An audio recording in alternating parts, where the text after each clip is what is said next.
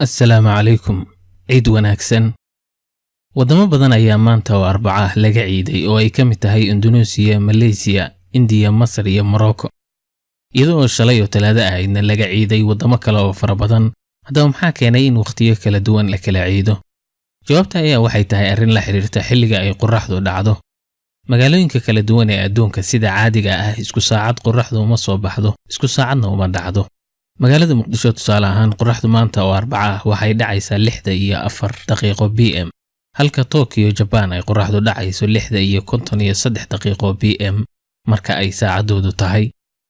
marka magaalooyinka kala duwan ee adduunka haddii qorraxdu xilliyo kala duwan dhacdo ayaa sidaasi si la mid ah waxa sameeya dayax.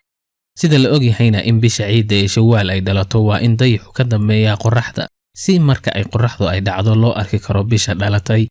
bal haddaba aan fiirino suuragal ma ahayd in dayaxa la arko maqribkii Isniinta oo Ramadaanku ahaa 29 wadamada kala gedisan.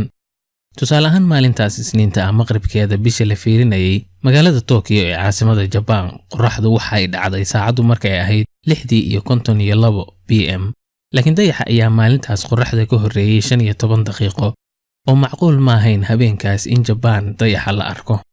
waxaa Japan la mid ah wadamada bariga iyo koonfurta Asia dhaca oo macquul ma ahayn in habeenkaas bisha laga arko. sida Jakarta caasimada Indonesia dayaxa iyo qorraxdu isku mar ayay dhaceen 5:44 PM, taasoo ka dhigan inaan Indonesia laga arki karin habeenkaas bisha Shawaal. marka wadamadaas ay ka mid yihiin Indonesia, Malaysia, India, Philippines, Australia iyo New Zealand macquul ma ahayn in bisha laga arko, taasoo keentay in wadamadaas maalintii Talaadada ahayd ay soo noqoto oo laga ciido maanta oo Arbaca ah. haddaba wadamada dhaca galbeedkooda sida dawladaha Carabta iyo Bariga Afrika ayaa waxaa macquul ahayd in la arko bisha Shawaal, khaasatan haddii la haysto qalabka teleskoobyada ah oo fududeeya in la arko bisha dhalatay. Sacuudiga ayaa hal meel laga arkay oo la isticmaalayay teleskoobyadaas, halka Masarna laga arki waayay. sababta meelo badan looga arki waayay ayaa ahayd in bishu ay daqiiqado yar ay ka dambeysay qorraxda. muddo gaaraysa 5 daqiiqo ilaa 8 daqiiqo kaliya ayay qorraxda ka dambeysay, taasoo wadamo ay Masar iyo Morocco ka mid tahay ku adkaysay in laga arko, halka meelo kale oo Sacuudigu ka mid yahayna lagu arkay. haddaba mar walba oo dhinaca galbeedka dhulka la aado ayay fududaanaysay in bisha la arko.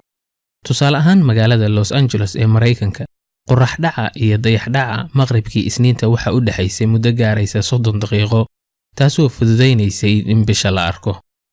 marka sababaha keenay in wadamada qaarkood ay Arbacada ciidaan ayaa wax ka mid ahayd inaan bishaba laga arki karin sida wadamada Asia qaybtood, halka wadamo kalena ay adkayd in la arko bisha. intaas ayaan ugu jooga barnaamijkii maanta intii aan mar dambe kulmi doono. nabadgelyo. wassalaamu calaykum.